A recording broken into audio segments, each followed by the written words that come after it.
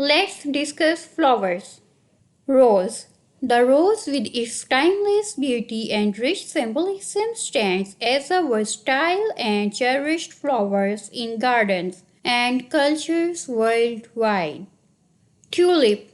The tulip, with its vibrant colors and distinct shapes, is a symbol of elegance and beauty, gracing gardens and cultural celebrations during the enchanting season of spring.